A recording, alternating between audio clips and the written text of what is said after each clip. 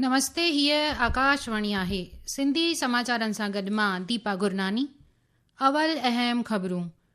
रक्षामंत्री राजनाथ सिंह चयो, मज़बूत अर्थव्यवस्था ई मज़बूत रक्षा सघ जी बुनियाद आहे। यूरो बैंक यूनान खां भारत जे लाइ यूपीआई ज़रिए नाणे अदायगीअ जी शेवा शुरू कई। वाणिज्य मंत्री पीयूष गोयल इन खे भारत जे डिजिटल अदायगी विस्तार में मील जो पत्थर ॼाणायो। जनरल धीरज सेठ 31 फ़ौजी वॾेरे तौरु उहिदे पद जूं वागू संभालियूं। भारतीय साहिली निगहबान दस्ते जे जहाज़ सचेत मच्छी पकड़ण वारे भारतीय ॿेड़ी मंजू माथा मां 6 मुहाणनि खे बचायो। आबुआ महकमे उत्तर प्रदेश, बिहार, विच महाराष्ट्र, कोंकण ऐं गोवा जे कुझु हिस्सनि में ईंदड़ 2 ॾींहनि ताईं तेज़ बरसात जा इम्कान ज़ाहिर कया। ख़बरूं तफ़सील सां ॿुधंदा। रक्षामंत्री राजनाथ सिंह चयो आहे त मज़बूत अर्थव्यवस्था ई मज़बूत रक्षा सघुनि जी बुनियाद आहे। गुजरात जे वडोदरा में अॼु वाइब्रेंट गुजरात रीजनल कॉन्फ्रेंस जे पुॼाणीअ वारे इजलास खे ख़िताब कंदे हुन विश्वास ज़ाहिर कयो त कीमियाई, इलेक्ट्रॉनिक्स, जहाज़ निर्माण ऐं रिन्यूएबल शक्ति खिते में मज़बूत मौजूदगीअ सबबि गुजरात जल्द ई रक्षा मैन्युफैक्चरिंग जे आलमी मर्कज़ तौरु उभरंदो। श्री राजनाथ सिंह चयो, यह कॉन्फ्रेंस में नए विचारों, नए साझेदारियों और नए अवसरों के माध्यम से industry, MSME units, startups, automobile, international business, handicrafts, women artisans, tribal products, heavy industries, mobility innovations, exports और इंटरप्रेन्योरशिप जैसे अनेक क्षेत्रों में रिप्रेजेंटेशन देखने को मिलता है। यह एग्जीबिशन इस बात का प्रमाण है कि आपकी सोच और आपका यह उद्यम अब हर उस क्षेत्र को छू रहा है जो राष्ट्र निर्माण के लिए आवश्यक है।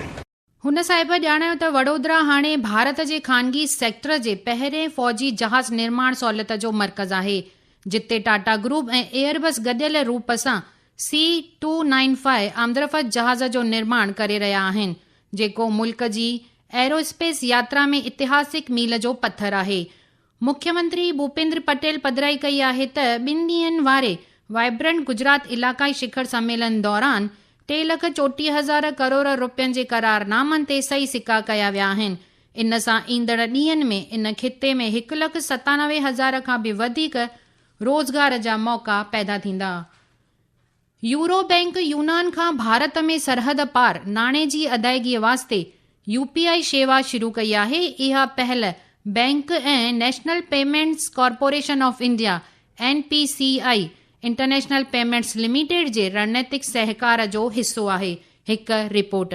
वाणिज्य और उद्योग मंत्री पीयूष गोयल ने सोशल मीडिया पोस्ट में कहा कि यूरो बैंक में सेवाओं का उद्घाटन भारत के डिजिटल भुगतान पारिस्थितिकी तंत्र के वैश्विक विस्तार में एक और महत्वपूर्ण मील का पत्थर है। उन्होंने कहा कि यूनान में यूपीआई के शुरू होने से ग्राहक तुरंत, सुरक्षित और निर्बाध रूप से धन हस्तांतरण कर सकते हैं। इससे लेन देन लागत पारंपरिक हस्तांतरण लागत के मुकाबले काफी कम हो गई है। श्री गोयल ने यूपीआई की बढ़ती वैश्विक स्वीकृति की सराहना की। उन्होंने कहा कि ये प्रधानमंत्री नरेंद्र मोदी के उस दृष्टिकोण में विश्वास को भी दर्शाता है जिसके तहत प्रौद्योगिकी आधारित समाधान विकसित किए जा रहे हैं। समाचार कक्ष से निखिल कुमार। भारतीय साहिली निगहबान दस्ते जे जहाज़ सचेत मैंगलोर साहिल वेझो हिकु सामूंडी खोज ऐं बचाव अभियान में मच्छी पकड़ण वारी भारतीय ॿेड़ी मंजू माथा मां 6 मुहाणनि खे बचायो आहे। दस्ते ॼाणायो त कल्ह ख़राब मौसम में इन ॿेड़ीअ खे नुक़सान पहुचण ऐं उन में पाणी भरिजण बैदि सभिनी ज़िंदह बचियल माण्हुनि खे रिमोट सां हलंदड़ लाइफ बॉय जी मदद सां बचायो वियो। रक्षा वज़ारत चयो आहे त इहा मुहिम समुंड में जीवन जी रक्षा ॾांहुं भारतीय साहिली निगहबान दस्ते जी अटूट कौलबद्धता जो सबूत आहे। विदेश मंत्री सुब्रमण्यम जयशंकर चयो आहे त भारत 26 खां बि वधीक देशनि सां 28 माइग्रेशन एंड मोबिलिटी पार्टनरशिप समझौतनि ते दस्तख़त कया आहिनि। हुन गैर कानूनी लॾ पॾाइण ऐं शोषण कंदड़ तरीक़नि, धोखाधड़ी कंदड़ दलालनि, इंसानी तस्करीअ खे मुंहुं ॾियण लाइ राष्ट्रनि जी गॾियल ज़िम्मेवारीअ जो ज़िक्र कयो। विदेश मंत्रीअ नईं दिल्लीअ में मुंतज़िम इंसानी वसीला मुतहरिक मंच खे ख़िताब कंदे चयो त महफ़ूज़ ऐं कानूनी मोबिलिटीअ ॾांहुं मुल्क जी कौलबद्धता ई माइग्रेट प्लेटफॉर्म में ज़ाहिर थिए थी ऐं इन जी स्थापना खां वठी हेल ताईं 50 लख खां बि वधीक लॾ पॾाइण मंज़ूरी ज़ारी कई वई आहे।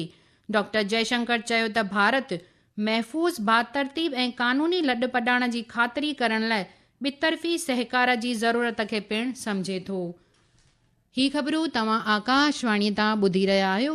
ही ख़बरूं तव्हां असांजी YouTube channel air news Gujarat ते ॿुधी सघो था। वधीक ख़बरुनि जे लाइ तव्हां असांजी वेबसाइट newsonair.gov.in खे फॉलो करे सघो था।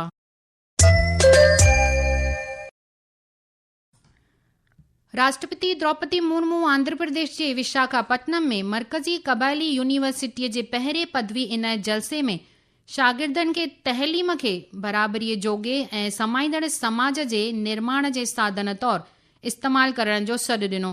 हुन मोहतरमा चयो त तहलीम याफ़्त नौजवाननि खे सिर्फ़ पंहिंजी तरक़ीअ लाइ ई न बल्कि कमज़ोर तबक़नि जे बहितरी ऐं राष्ट्र निर्माण में योगदान ॾियण लाइ पिणु कोशिश करणु घुर्जे। भारत ऑपरेशन अमिस्ताद तहत भूकंप मुतासिर वेनेज़ुएला खे इंसानी मदद फ़रहाम करे रहियो आहे। विदेश वज़रात चयो त भारत आपदा सां मुतासिर माण्हुनि लाइ तबीबी मदद ऐं एमरजेंसी मदद ते ख़ासि ध्यानु ॾींदे राहत कमनि जो विस्तार कयो आहे। वज़रात इहो पिणु ॼाणायो त भारतीय फ़ौज जो फील्ड अस्पताल चालू आहे ऐं आफ़त में ज़ख़्मी थियल माण्हुनि खे तबीबी सार संभाल मुहैया कराए रही आहे। वज़रात चयो आहे त भारतीय बचाव ऐं तबीबी दस्ता वेनेज़ुएला जे अमलदारनि सां मिली करे एमरजेंसी सिहत शेवाऊं अता करे रहिया आहिनि। फ़ौज वॾेरे जनरल उपेंद्र त्रिवेदीअ चयो त भारतीय फ़ौज खे ताक़त कंहिं हिकु शख़्स खां न बल्कि पंहिंजे फ़ौजियुनि, कमांडरनि, अॻूणनि फ़ौजियुनि, हुननि जे परिवारनि ऐं मुल्क जे नागरिकनि जे पके विश्वास सां मिली आहे। जनरल त्रिवेदी चयो त भारतीय फ़ौज गुज़िरियल 2 सालनि में हर मोर्चे ते पंहिंजी तयारी, तवाज़न ऐं पहिरीं सुजाॻीअ खे लगातार क़ाइमु रखियो आहे। जनरल त्रिवेदीअ चयो, 4 दशक से अधिक समय भारतीय सेना में सेवारत रहना मेरे जीवन का सबसे बड़ा सौभाग्य रहा है। भारतीय सेना किसी एक व्यक्ति विशेष से नहीं बल्कि अपने सैनिकों, कमांडरों, पूर्व सैनिकों, परिवारजनों और देशवासियों के अटूट विश्वास से शक्ति प्राप्त करती। सर्वप्रथम मैं भारतीय सेना के हर सैनिक शामिल वीर गति प्राप्त बलिदानियों को नमन करता हूँ। जनरल त्रिवेदी अॼु नईं दिल्लीअ में फ़ौज वॾेरे जे उहिदे पद तां रिटायर थियो आहे। हुन साहिब नएं फ़ौज वॾेरे धीरज सेठ खे ज़िम्मेवारी सौंपी। जनरल धीरज सेठ 31 फ़ौज वॾेरे तौरु पदभार संभालियो आहे। जनरल सेठ पूने में आयल खड़कवासला राष्ट्रीय रक्षा अकेडमीअ जो अॻूणो शागिर्दु आहे ऐं डिसंबर 1986 में बख्तरबंद कोर में कमीशन हासिल कई हुई। अटकल 4 ॾहाकनि जी पंहिंजी ख़ासि फ़ौजी शेवा में हुन रणनीति, सॻ विकास ऐं इदाराई इलाइक़नि में वसीअ तजुर्बो हासिल कयो आहे। मरकज़ी सिहत कल्याण मंत्री JP नड्डा अॼु चयो त सरकार मुल्क में सिहत शेवा, बुनियादी ढांचे ऐं माहिर तबीबी इंसानी वसीलनि ॿिन्ही खे मज़बूत करण ते हिक जहिड़े नमूने बल ॾिनो आहे। नईं दिल्लीअ में institute of liver and biliary sciences ILBS जे 10 पदवी इनायत समारोह खे ख़िताब कंदे श्री नड्डा चयो त ILBS जहिड़ा इदारा मुल्क जी सिहत शेवा खे मज़बूत करण में अहम भूमिका निभाए रहिया आहिनि। आबुआ महकमे ईंदड़ 2 ॾींहनि लाइ उत्तर प्रदेश, बिहार, विच महाराष्ट्र, साहेली कर्नाटक, कोंकण ऐं गोवा जे कुझु हिस्सनि में तेज़ बरसात जा चिताव जारी कया आहिनि। जर्मनी फुटबॉल फीफा विश्व कप जे राउंड ऑफ 32 खां ॿाहिरि थी वई आहे। बॉस्टन में खेॾियल मैच में पैराग्वे उलटफेर कंदे जर्मनीअ खे पेनल्टी शूटआउट में 4-3 तां शिकस्तो कयो। आख़िर में अहम ख़बरुनि ते नज़र विझंदासीं। रक्षा मंत्री राजनाथ सिंह चयो, मज़बूत अर्थव्यवस्था ई मज़बूत रक्षा सघ जी बुनियाद आहे। यूरो बैंक यूनान खां भारत जे लाइ UPI ज़रिए नाणां अदायगीअ जी शेवा शुरू कई। वाणिज्य मंत्री पीयूष गोयल इन खे भारत जे डिजिटल अदायगी विस्तार में मील जो पत्थर ॼाणायो। जनरल धीरज सेठ 31 फ़ौजी वॾेरे तौरु उहिदे पद जूं वागूं संभालियूं। भारत साहेली निगहबान दस्ते जे जहाज़ सचेत मच्छी पकड़ण वारी भारतीय ॿेड़ी मंजू माथा मां 6 मुहाणनि खे बचायो आहे। आबुआ महकमे उत्तर प्रदेश, बिहार, विच महाराष्ट्र, कोंकण ऐं गोवा जे कुझु हिस्सनि में ईंदड़ 2 ॾींहनि ताईं तेज़ बरसात जा इम्कान ज़ाहिर कया आहिनि। आकाशवाणी तां सिंधी समाचारनि जो इहो अंक ते समाप्त थियो। नमस्ते।